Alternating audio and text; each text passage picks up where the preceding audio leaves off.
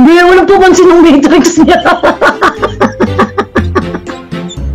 Napahanis talaga yung wala talaga pumansin ng matrix niya. Alam mo, nanonood nung Senate inquiry, yung sinimulan niyang inquiry sa Pogo-Pogo kinumbot, wala pang 300. Ibig sabihin, nawala na ng interest ang tao. Mawala na talaga. Kasi halimbawa, si Alice Go, anong naging ending kay Alice Go? All of a sudden, sumikat si Alice Go at nakisingpat siya na sa kanya ang tao. Ginawa niyang star si Alice Go. In fact, sa TikTok may mga content creator nga doon na, Inday, kunin mo na si Alice Go na Vice President.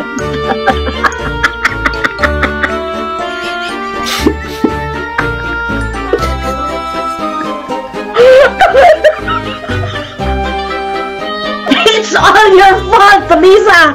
It's all your fault! Hindi ba sinabi ko na sa inyo, noon pa, 2023 pa lang, sabi ko, masyadong mali sila dito. Kung ako strategist nila, sabihin sa akin, Sans, papaano natin masisira si Inday? Ganyan, pagtatanungin ako, ano naman to hypothetical? Ano naman natin tong confidential fund? Gaga ka ba? Masyadong maaga. Bigyan mo pa ng mas maraming confidential fund. Oo. Ganon. So parang, pa-impress, wow, ang galing ni BP, ganyan. O tataasan pa namin ang kanyang CF. So meron siyang 4 years worth of confidential fund. So paabutin niya ng bilyon. Para, tatatak, wala na siyang panahong bumangon.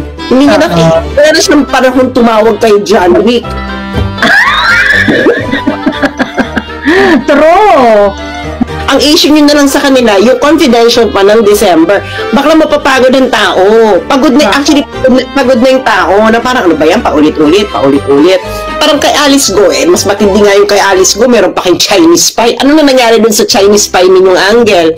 Story. Nawala na, di ba?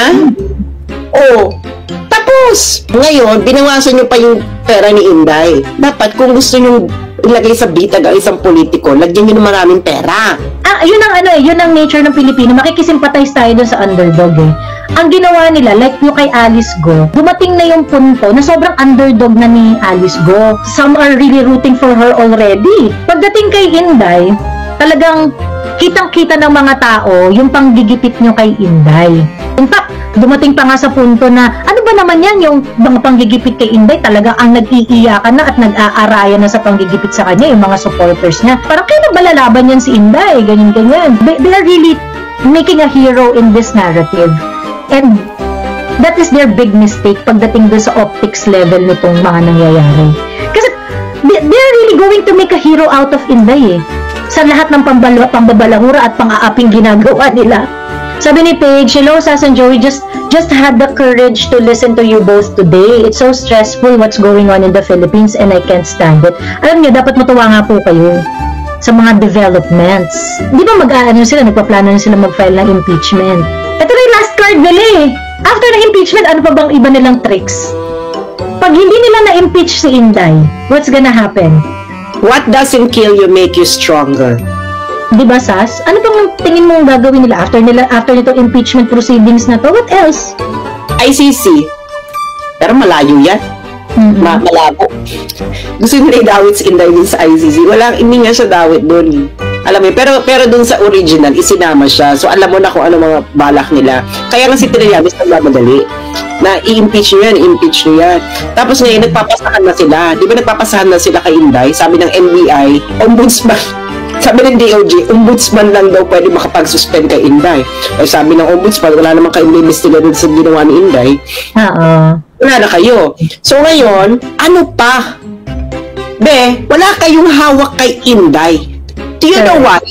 Pati yung pag-withdraw ng pera, pinatulan ninyo.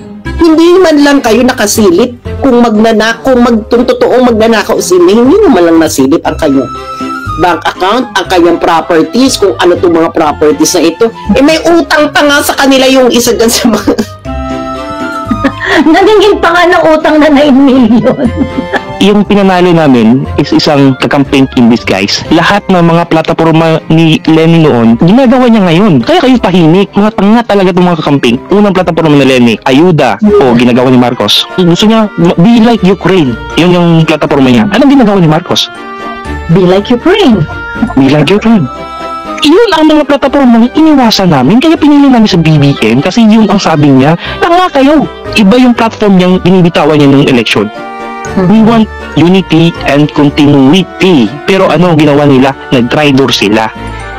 Oh, tama. Given the fact, liar si Marcos, tama kayo doon. Huwag nyo kaming gaguhin mga kakamping. Ilan sa inyo komunista. Ito yung hindi ko maintindihan sa mga campaign. Nag-war on drugs si Duterte. Tapos ngayon, pinapalabas nila na drug lord si Duterte. Putang ina ninyo, sino mag-negosyo kung ganun kung takot ang mga tamang drugs? Sino bibili ng drugs mo? Mga... Rewind ka naman dyan. Hindi ba nagsastart yung negosyo mo, lugi na? Putang ina ka, idea yan. Alam ko na, kaya maliit lang yung payola dun sa pinakita ni Trillanes. Diba sabi ko, ano itong tumatanggap ng lagay sa sa droga? 16 million. Putang ina, ano ba yun? Ganyang kaliit payola sa drug money? Ano yun? So mga kakampi, talo kayo. Kahit kailan, hindi kayo babalik sa pwesto kasi bobo kayo. Thank you. Sa mga kakamping naman din po, share ko lang din po. Ako po kasi ay newly graduated student.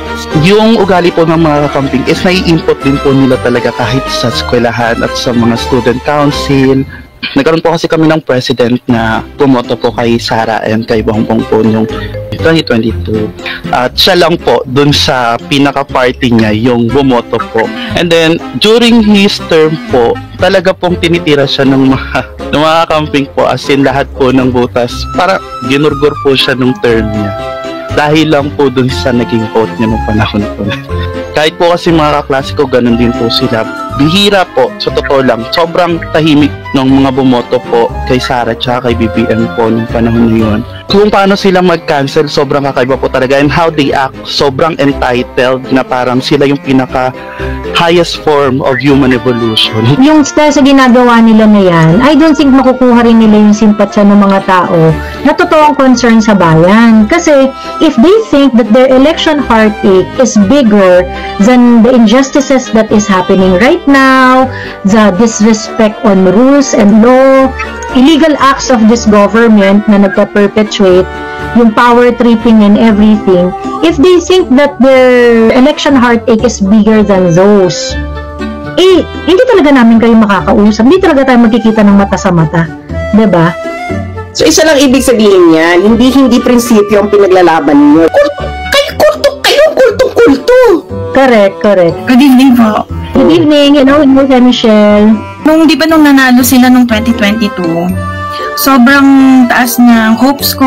Sa mga nakakakilala sa akin, mahilig ako mamasyal pag day off ko sa mga museums. So, isa sa mga unang binisita ko pagkapanalo, I think, nag-open yun ng July kasi sila announce na ni-renovate yung mga bahay na yan, yung mga museums malapit sa Malacanang. Pero after kong mapasyalan yun, meron na akong naramdaman na hindi ko gusto about the admin. Binisita ko yung bahay ugnayan, puro picture niya, puro loyalista niya yung nandoon. Lahat ng materials ng campaign, nandun sa ground floor, naka-display for sale. Ultimo, yung mga 3-in-1 coffee sachet na may mukha niya, baby pictures niya. Para kang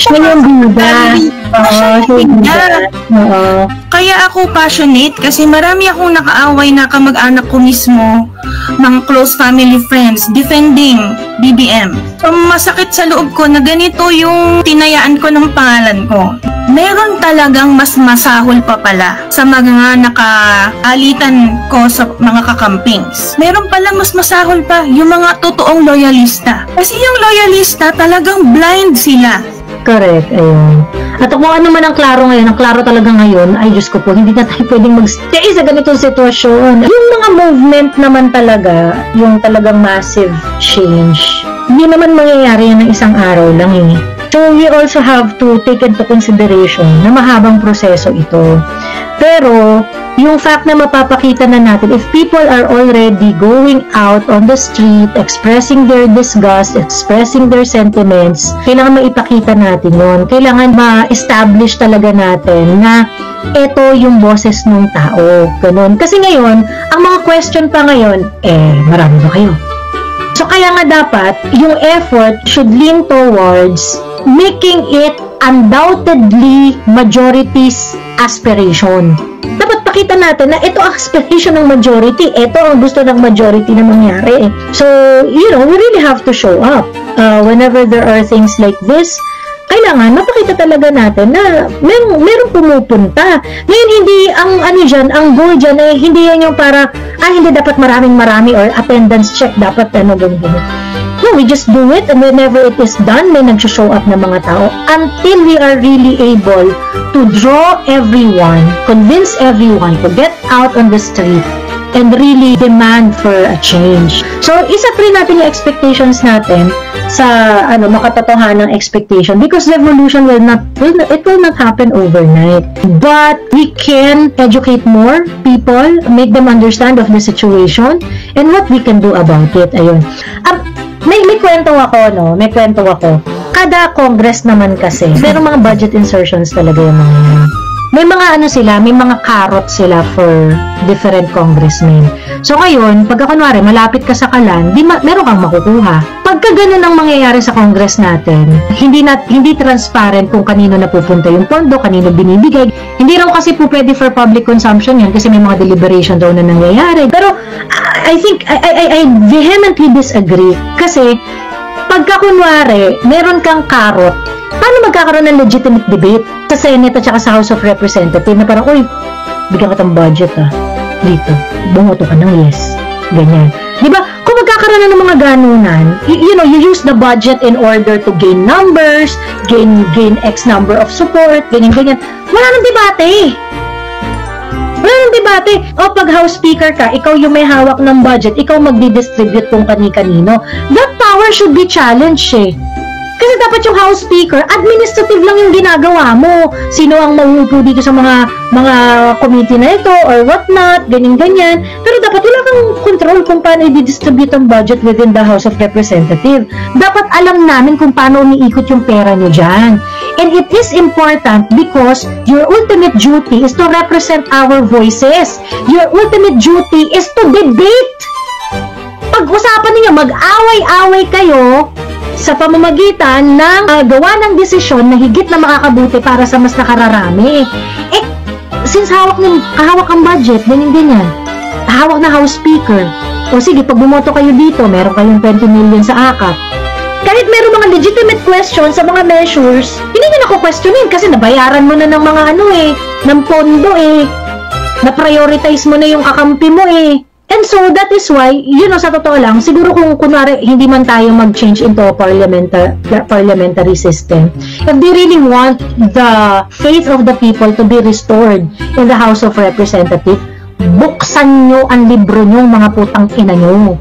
You know what? Isa sa mga reason kung bakit sila galit kay GMA, kaya ayaw rin nilang maging si GMA, House Speaker si GMA.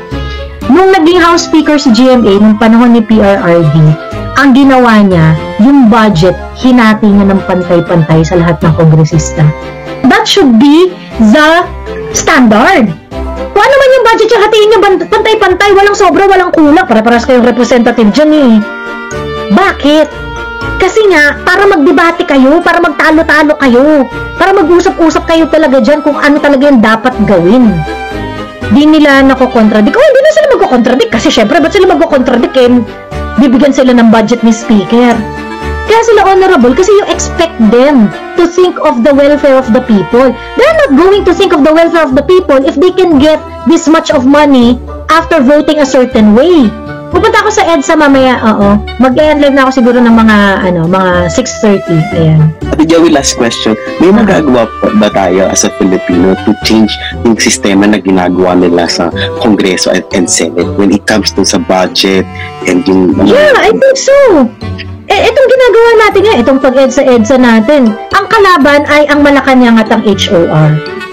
And if you just want Bongbong Marcos to shape up, it doesn't really change anything. Kaya nga ako, ang opinion ko dun sa yung opinion ko dun sa threat ni Marcos na hindi wag niyong ituloy ang impeachment, ganyan. Does it really matter? Yung opinion ni Bongbong dito, I really feel that ang mas may interest na mawala si Inday Sara is Martin Romualdez. And Martin Romualdez controls the House of Representatives. Nakita naman natin kung gaano kalala itong si Martin Romualdez. He's really using all the machineries, all the resources that he has in order to put Inday Sara down. Kasi si Inday ang tinik sa lahat ng pangarap niya sa buhay eh.